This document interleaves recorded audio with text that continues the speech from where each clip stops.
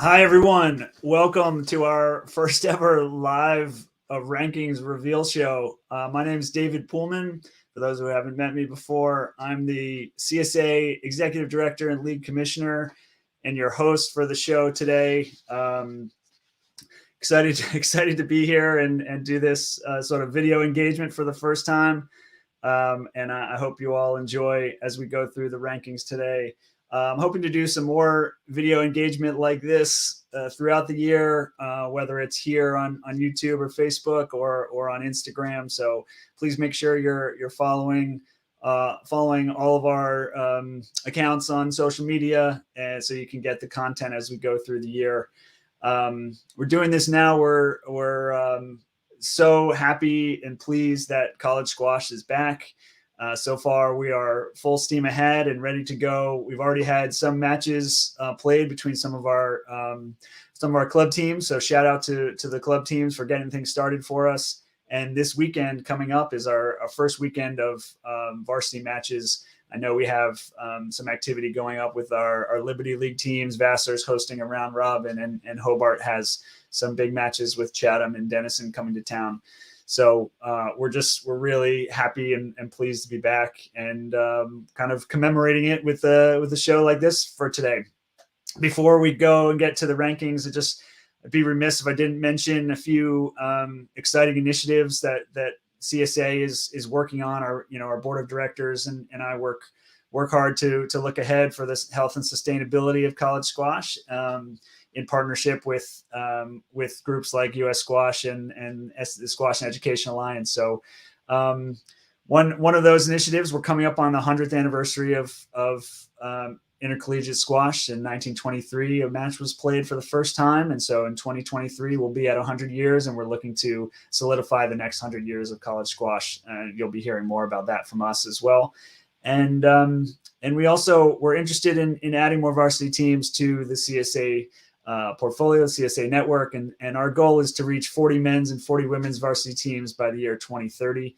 And so we're eager to engage everyone in our community towards that goal.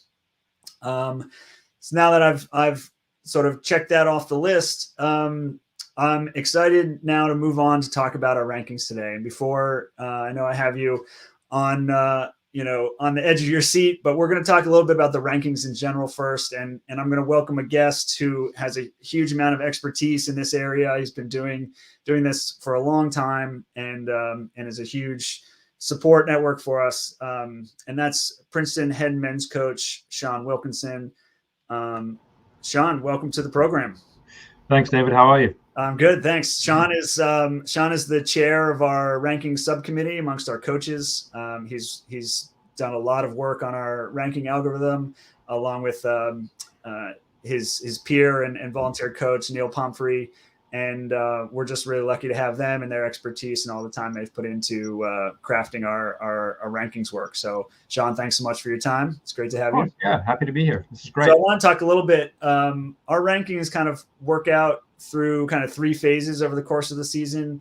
We have what we do now, a preseason phase, and then as the early season progresses, we do a little bit, and then we really get into the important part at the end with our ELO-based algorithm. So I just wanted to talk through it a little bit.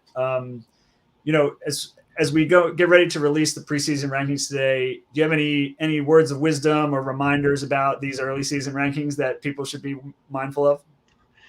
I think specifically to this year, there's obviously been a huge break in competitive squash, especially at the collegiate level.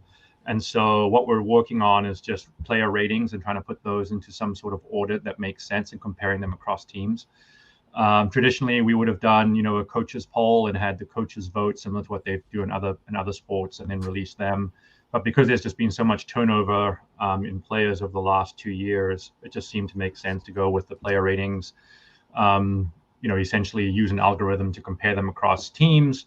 And then with a few minor adjustments here or there from you and I, figure out where we think teams should start the season. And it really, the most important thing to realize is the preseason rankings won't have an impact long-term on where any individual team ends up. This is a really great way to start the season. create some buzz about where some teams are. And I think, there'll be some the release will be interesting in a couple minutes, not to give too much away. And then as we move, once we start getting some data, some actual match play, then we can start to do some adjusting on where we end up with everyone. Yeah, I'm glad you brought that up. It's really important to remember it's an imprecise system, just like you see in some of the bigger rankings releases. I know college football released their first rankings, and there's a lot of buzz around that. And as they kept reminding everybody, there's a lot of games to be played, and we're in the same boat.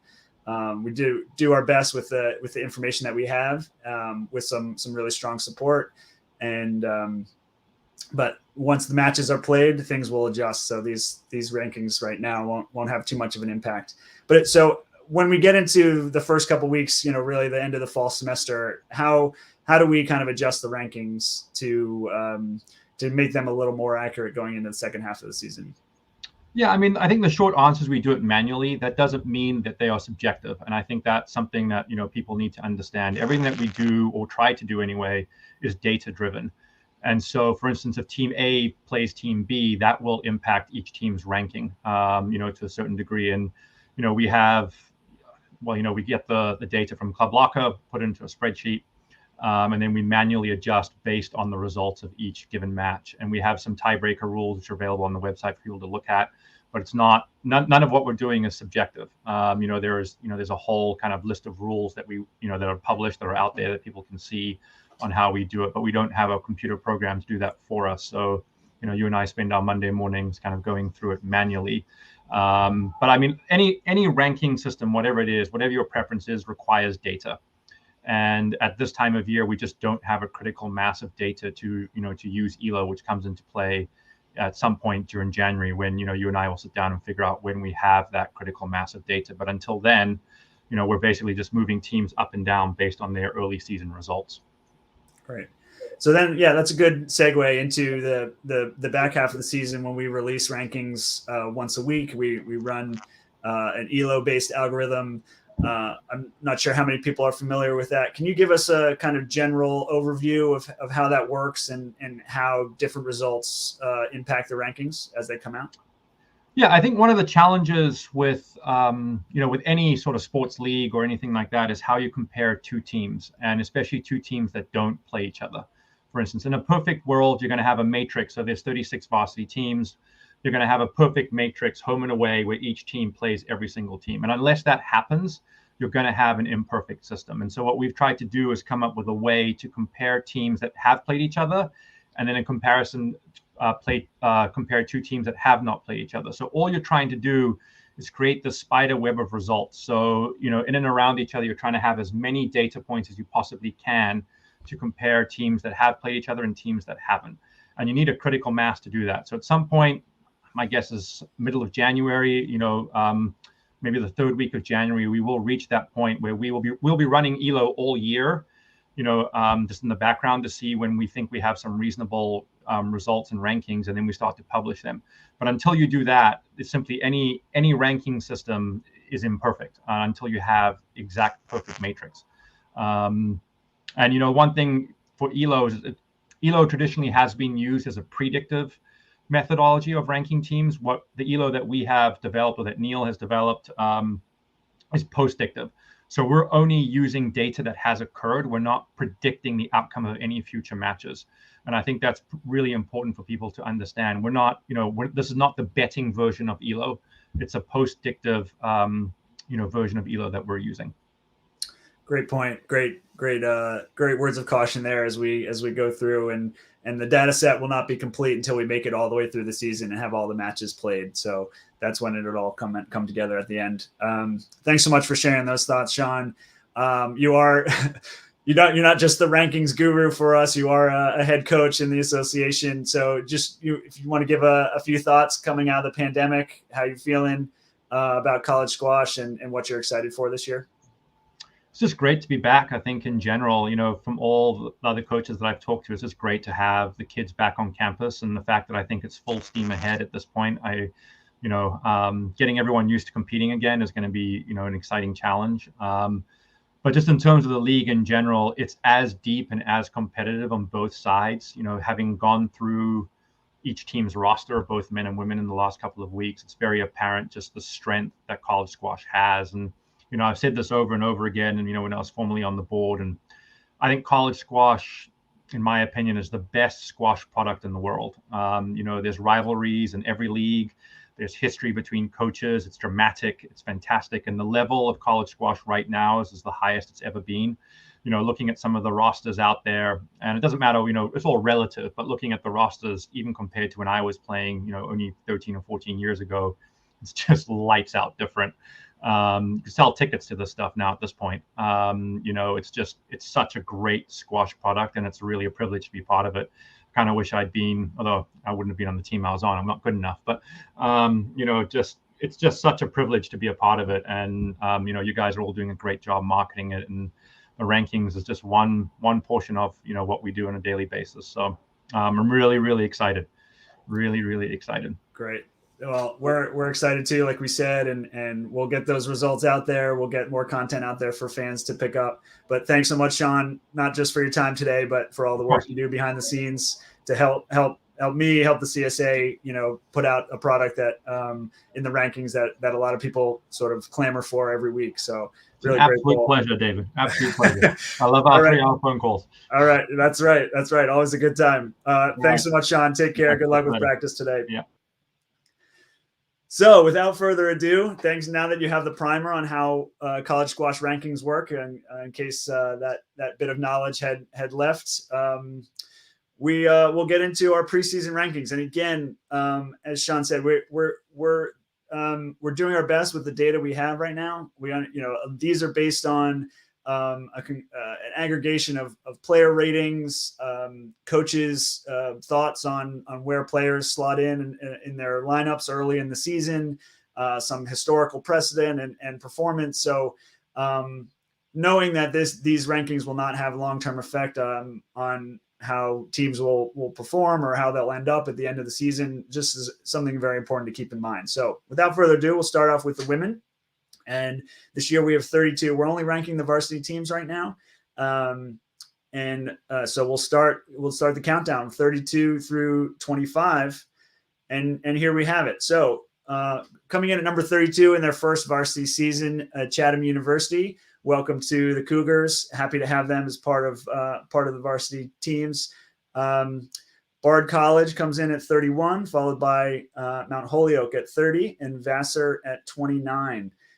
Then here at 28 and 27, we have two more new varsity teams in our group. Denison University, this is their, although they were prepared to play last year as a varsity team, the pandemic halted that and delayed their start. They're now here ready to go as a varsity team, getting started this weekend coming in at number 28. Number 27 is Georgetown, the first year of their varsity program. Like Denison, they transitioned their program from club to varsity, and this will be their first year competing under new head coach Tim LaSousa. Number 26 is Haverford College, and number 25, starting a run of NESCAC teams, is Colby College. Moving on to the next 8 teams from 17 to 24, counting down, like I said, a little run of NESCAC schools, Conn College, Wesleyan, and Hamilton, all very close competitors historically and bunched up right there at 22, 23, and 24. Then 2 Liberty League teams that are on the rise, Coach Pat Kosker at William Smith and Scott Dent at St. Lawrence, have kind of pressed the reset button a little bit over the last couple of years, and they're ready to compete and show how well they're doing. So they'll be competing to move up those rankings into the top 20. Here you have Bowdoin, also another team on the rise under Theo Woodward. And then 2 local rivals in South Central Pennsylvania out of the Mid-Atlantic Squash Conference, Franklin Marshall at 18 and Dickinson College at 17. Moving on to the next 8. We're really in a section here, really from about 10 or 11 through the early, the low 20s, where there's a lot of unknown here. There's going to be a lot of competitive matches, especially you can see another run of NESCAC schools here, and they're going to be playing each other all year. We're expecting a lot of close matches and some pretty great impacts on the rankings here. So 16 is Tufts, 15 is Bates, 14 Middlebury, 13 Amherst, under Busani Zaba in his first full year coaching with competition. And then coming in at number 12 is Williams, rounding out that run of NESCAC schools. Then we have Dartmouth at 11. I believe they're getting ready to announce their new head coach soon, so we'll stay tuned for that. Then Stanford, very happy to have Stanford here in the list. Those who didn't follow, they were removed or were planning to go to club status thanks to the decision by their administration, but that was recalled just in time before the deadline, and we're very happy to see them here at number 10 coming into the season. Virginia comes in at number 9. They're in a position where they finished in 2020, winning the Kurtz Cup, and they'll be looking to push that. I know they're on the outside looking in, but they have a lot of matches all around this area of the rankings that will dictate where they come in.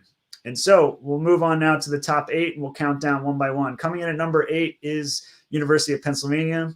Head coach Jack Wyant has no seniors on the roster this year, so they're going to be a young team, but young and hungry, and looking to stay in that top 8. Coming in number 7 is Cornell, led by former national finalist Siva Subramaniam. They're going to be competitive and looking to topple some teams ahead of them. Number 6 is Drexel, very, very strong squad, setting some new program bests. Number 5 is Yale, first year under new head coach Lin Leong. Lin was an associate head coach at Yale for several years and is now taking over the role from retired Dave Talbot. They're coming in at number 5 and looking to hold that position and break into the top 4 where they finished in 2020.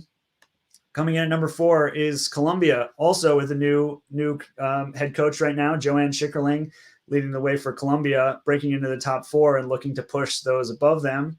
Number 3 is the Princeton Tigers. Longtime head coach Gail Ramsey finished national runner-up 2 years ago in 2020. They're coming in at number 3 right now, but always a tough match here at the top of the rankings. Number 2 is Trinity College. Head coach Wendy Bartlett, who we'll hear from in a moment, is coming in at number 2. And number 1, currently the 6-time defending champion Harvard Crimson, rounds out our list there. So there you have it, our top 8 and the list of the women's college squash rankings to start with in the preseason. And joining me, I'm very pleased to have her here to talk about the season and how those rankings impact their thinking is head coach Wendy Bartlett. Hi, Wendy. Thanks so much for joining me. Good to be on. It's great to see you. Honored, Trinity is ranked number 2. Say that again. I'm very honored. Yeah, I want to hear about that. You just saw that for the first time. Yeah, Wendy wasn't prepped on this, so I'm curious. You've been doing this a long time, Wendy. You're a Hall of Fame coach. You know, how do you handle information like that? How do you go forward? Well, this year particularly, we didn't compete last year, so we have no rankings to go off from last year. Every team has new players, 2 new classes of players. There's teams that have graduate students that have another year of eligibility. So to me, it's a real toss-up. And I think anything could happen with any team. We have new coaches out there, new assistant coaches. So there's just a whole lot of new things happening, and which I think is great. There's a new energy. Everybody's so looking forward to competing. It's going to be very exciting. Very, very exciting. That's great. Tell us a little bit about how it feels having your team back on court and having everyone together. It's absolutely incredible. Last year, we kind of slogged our way through doing a lot of solo practice. I've never created so many solo practices in my life, but we did it. And the girls were real troopers that were here. And so now we have a lot of new players in right now, and the returning players, the energy is just unbelievable, and everyone's so excited. That's fantastic to hear. I'm sure that sentiment echoes throughout the association. So that's awesome. You saw there, Harvard defending champion. Obviously, they get the top spot here. Princeton, a longtime rival of yours, Columbian at number 4. How do you and Yale, who's perennially in the top 4, right there at number 5. I mean, how do you how do you assess? You kind of talked about it a little bit, but looking at those teams, it seems like they're just so closely bunched. There's so much talent. Right. And that's why I really do feel anything could happen. Anything could happen with the top 8 schools. I think Columbia is particularly strong this year. Of course, Harvard is always strong. Princeton, Yale. What about any sleeper? Okay, yeah. Can you talk a little bit more about some of the teams, any sleeper teams or up and coming teams that you have your eye on that could? Well, I thought about the sleeper team thing, and yeah, I just don't think there's any sleeper teams because I think anybody could do anything this year. I really do. Nothing would surprise me, and that's why it's so exciting. Absolutely. So we're all geared to go. And so tell me, when do you kick off competition? I know you're in the NESCAC league. That often gets started a little later with competitions. When does your competition season kick off? Well, we were very lucky this year that we were able to start October 15th. Usually it's November 1st for NESCAC, but because of the COVID last year, they let us start October 15th. So that was great because everyone was so excited to get going. And then we go up to Maine, December 6th and 7th, and play Colby, Bates, and Bowdoin. So that's it before January. Then in January, everything hits. That's right. It always seems to ramp up right after the new year, right? Yes. Well, fantastic, Wendy, and thank you so much for joining us. I'm glad to hear that you're honored to be number 2. But as you said, anything can happen. Anything can happen. The women's side, that those top teams are so closely bunched, and you can rest assured that we'll be following closely and reporting out to everyone how things are going. So and thanks so much, David, with the work that you've been doing, because it wasn't an easy year last year, and we did get through with your leadership. So I really appreciate everything you've done, and I know you're probably really looking forward to getting back in the seat again too. Thank you. I'm flattered. That's very kind of you to say. I'm definitely excited to, fortunately, things are looking good with the season, and spectators are being allowed at a lot of venues, and so we're grateful for that. And I'm eager to get around and see a lot of teams play this year. So I'm definitely very happy about that. It's going to be great. Absolutely. Thanks so much for your time, Wendy. Good luck this season. Okay. We'll talk to you again soon. Okay. So there you have it. Trinity preseason ranked number 2, but as Wendy said, just a tightly bunched teams at the top there, and I think that's going to be a theme throughout the rankings. We're going to see a lot of movement, a lot of close 5-4 matches, and I think the same can be said on the men's side. And so with that, we'll get right to it. The men, we're lucky to have 34 varsity teams in the portfolio on the men's side. So we'll get started counting down again, just like we did previously. Coming in number 34 is Bard College. Feeling a little bit of the impact of the pandemic there. We'll see how they come out. Followed by Vassar College, and then again Denison, the men's team, along with the women's team in their first year of full competition as a varsity program.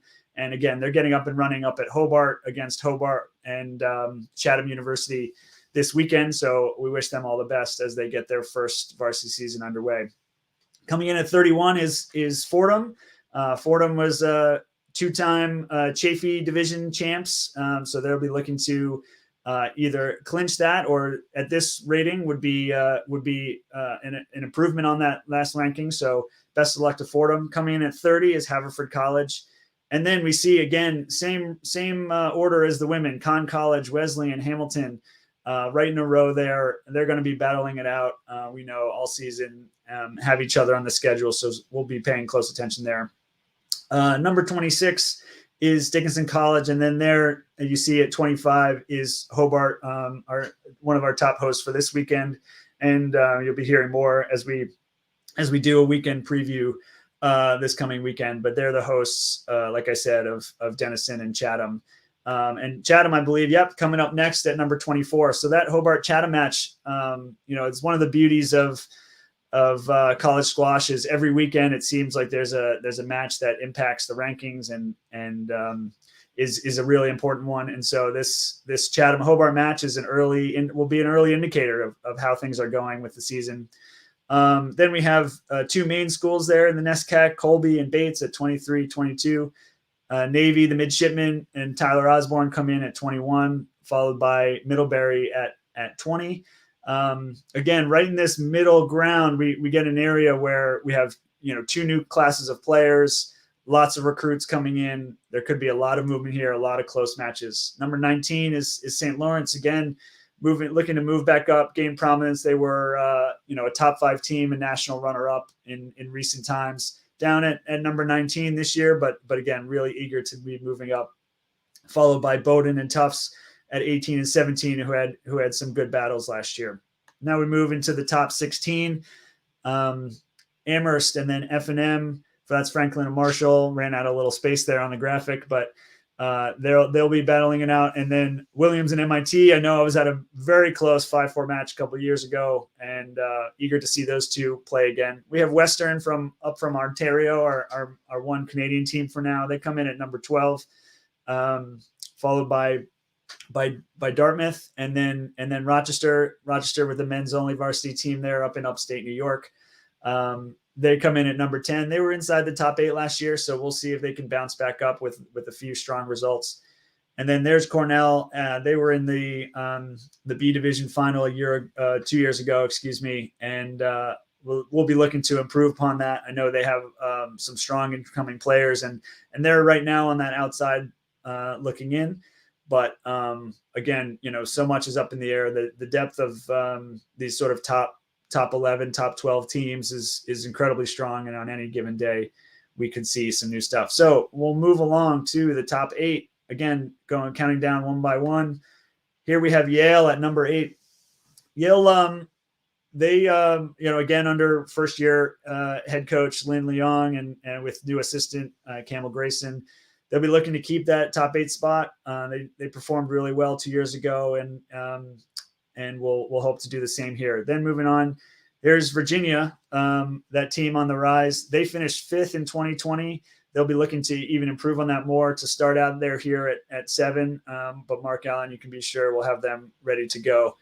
Number 6 is Columbia. Columbia won that B division final against Cornell 2 years ago. They've bumped back up into the top 8, so we'll see how far they can go under new head coach Joanne Schickerling.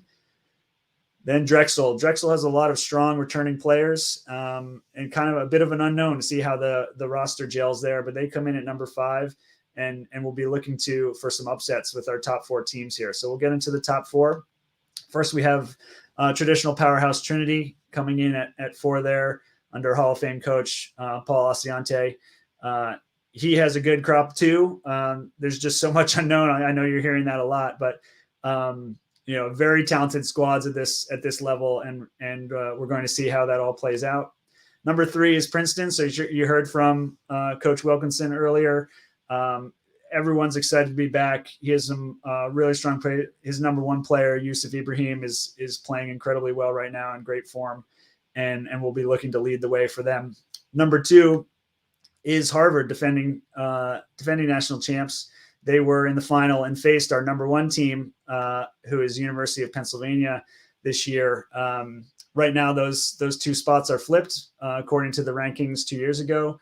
And that final was a close one, and we're eager to see how this plays out. Penn has an incredibly strong squad, and we're fortunate enough today to welcome the Penn head men's coach Gilly Lane to the live stream. So here we go. Gilly, great to see you. Right on court. Hey, David. Yeah, right on court. I appreciate you having me, and this is awesome that we're doing this. So, yeah, well, thanks for all the first hard of work. all, main shout out. Gilly was the one who put the bug in my ear about doing something like this. So kudos to you, Gilly. I think it's working out well. And unbeknownst to me at the time, you guys end up on top in the preseason rankings. So what's your initial reaction to that? A little shocked. I appreciate you saying that final was close against Harvard. I don't know about that. Until I think someone dethrones them, I think in all of our minds they're number 1. But it's nice to see your name in that position, and we've been working really hard for a couple years, and but again, until someone beats that team from Cambridge, I still think that they're the best team, and they're defending champions. And then, like you said, the depth this year in college squash is just incredible, and the talent level. You talked about Yusuf Ibrahim, 18 in the world. Victor Crouan playing on the tour in his off year, and then you have teams, I think, even in in the 10 to 18 range that are going to make massive jumps that are it's going to be great for our sport, and it's going to be great to see. And the level of talent is, like Sean said earlier in the show, is the deepest it's ever been. And so we have a great sport, a great season ahead of us, and I can't wait for the matches to start. Absolutely. So tell us a little bit about the hard work that you guys are putting in to reach that level. 2 years ago you finished second. You also won the Sloan Award for team sportsmanship. You're a Penn alum. What has gone into kind of building up the program to this level at this point? For sure. So you have programs, Trinity, Harvard, Princeton, Yale. They've set the bar over the years. Rochester, St. Lawrence, where we were always behind them, and they set a high bar for us to get to. And we've been working each and every year to get better and improve and slowly, year by year, hopefully, compete against the best. And so it's really kudos to the coaches and the teams and the players that came before us, because they've pushed us to get better on a daily basis. And our job here is just to get better every day, is to work really hard, do it the right way. And I'm proud of the boys of how they've handled themselves on and off the court, and continue to represent our program in a really great light. And, winning the sportsmanship award 2 years ago and making the final, I think, winning the sportsmanship award was really big for the program. And I'm really proud of them for doing that. And then also competing at a high level. So we still have a ways to go, and we're not close to where we want to be yet, but we're working hard on a daily basis to get there, and believe in the leaders on our team to help push the younger guys there. Fantastic. Well, we wish you the best of luck. When you look at that list, I mean, you mentioned the depth of the talent. Who do you see? You're familiar. It's a small world in the college squash world. Who do you see as an up and comer, a team or two that you have your eyes on for success this season and looking forward? Well, I know that Scott has a couple of great players that coming into St. Lawrence, and he's rebuilding it. So I would look for them to jump a couple spots, and Joe Rejo's done a great job at Tufts, and I know that they have a deeper team, and I know they were ranked, I think 16 or they're 17 right now, just on the outside of Division III, and I could see them moving into the second division. We actually play 9 matches not including the Ivy scrimmage in the first half of the year, and so we have a big first weekend. Chatham, Drexel, F&M, and Dickinson, all in the first weekend, and that's what we're really looking forward to. We try to take one match at a time here. So what we're really focused on right now is that first day. But we do play great teams like UVA. We play Navy. We play Williams. We play Bates, and we play Rochester as well. So Rochester has always been a great opponent to play for us, and we've always had tremendous matches, and we always look forward to that battle in December, and then at the teams always we always end up playing each other. But Drexel's a really good team, and obviously squash is booming in Philadelphia, and UVA and then Mark has done a great job, and there's just so much good going on with college squash right now, and I think that there's so many great student athletes that are great proponents of our game. So we take it one match at a time. This is a great honor for us, but I still think that we have a long ways to go, and hopefully that we can have a great positive year this year. Yeah, absolutely. And college squash fans, if you're looking to check out some squash and you're in a centrally located area, Philly is going to be the place to be coming up in a few weekends. Penn's hosting the Pennsylvania State round robin, like Gilly mentioned, with some great matchups there. And then the week after, I'm not sure if it has a formal name yet, the Philadelphia Grand Prix or something like that. I think we're going to call it the University City round robin. All right, University City round robin. Yeah. So if you're also the Philadelphia Marathon, same weekend, right? If I'm not mistaken. I don't know if you tapped in. I didn't know that, but we have plenty of teams coming in, and we're excited to host so many teams, so many players, and just kind of get college squash back after the pandemic. And I know the teams are excited to be here. And again, with the National Center up the street, we feel really fortunate in our partnership with Drexel over the years. Just when we were out of a facility for a season, they were gracious enough to host us. So And like Sean said earlier in the year, the Ivy League it's going to be a tough league this year. And you said as well, and Paul has reloaded at Trinity too. So everyone's ready to go, and I think there's just going to be some amazing matches, and I hope that fans of college squash really enjoy this year, because it's going to be a special year with so much depth on everyone's roster. I don't think you may never see another year like this again. Yeah. Well, I'll leave it at that. I think that's a good way to end on that front. So Gilly, thank you so much. Best of luck this season. We'll see you out there. Hopefully we'll chat again soon. But congrats on an early season vote of confidence, and we'll see how things play out. Thanks for having me, David, and thanks for all the hard work you're doing. We all really appreciate it. Yeah, have a great pleasure. day. All right, you too. Thanks, Gilly. So there you have it. The scene is set. I think Gilly and Wendy said it really well. Sean as well. We have so much to look forward to this season in the college squash world. We're ecstatic to be able to play, and there will just be a lot of action all around the varsity teams, and club teams continue to expand into new areas. So lots to be ecstatic about for college squash and the future as well. So first of all, just a couple of thank yous. Thanks to our guests today, Sean, Wendy, and Gilly for joining. Thank you also, specifically thank you to David Keating and Jeff Keating. They're the ones who kind of developed the algorithm to help us provide this baseline level of rankings assessment, and really appreciate the work and the time that they put in to help us there. Sean and Neil Pomfrey again at Princeton, our rankings co-chairs, for all the work they do during the season and helping guide me through it all. Very grateful, and be remiss if I didn't mention the CSA board of directors. Incredibly grateful for their support as well, and helping to make sure that we could put this all on. So as you move forward, get ready to check out things in college squash. Go check out matches. I encourage you to look up spectator policies before you go, just to make sure you can get in. Bring your masks, most likely. But you can also, if you can't get to venues, you can likely follow on Club Locker. There's live scoring at a lot of our home venues, and so you'll be able to watch the scores as they come, or as they're happening. So please check out live scoring on Club Locker, and also stay tuned to CSA social media on Twitter and Instagram and Facebook, and on our website, csasquash.com. We'll have, whether it's written or video, we'll have weekend previews. We'll have or the randomized order of play is back in again this season, so you'll be hearing about that soon. And we'll have weekend recaps. We might have some interviews with players, some players of the month, things like that. So stay tuned for more exciting stuff from college squash this season. We're so excited to be back, and hope to see you out there. Good luck to all the teams. We're pulling for all of you for a great year. Be safe, be smart, and we'll see you at the championships. I'll just put up the dates of our championships really quick. The men's team championship there is going to be in Philadelphia, hosted by University of Pennsylvania. So thanks again, Gilly.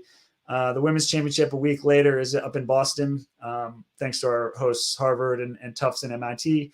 And then the individual championships, along with the intercollegiate doubles, by the way, this year at the Arlen Specter U.S. Squash Center in Philadelphia. We're so grateful to our hosts and our partners, U.S. Squash, for all their help that they do to support our efforts and helping that bring that to fruition too. So thanks so much to everyone for joining me. It's great to see you. I hope to see you all at matches this year, and good luck to all the teams. Go CSA. Thanks.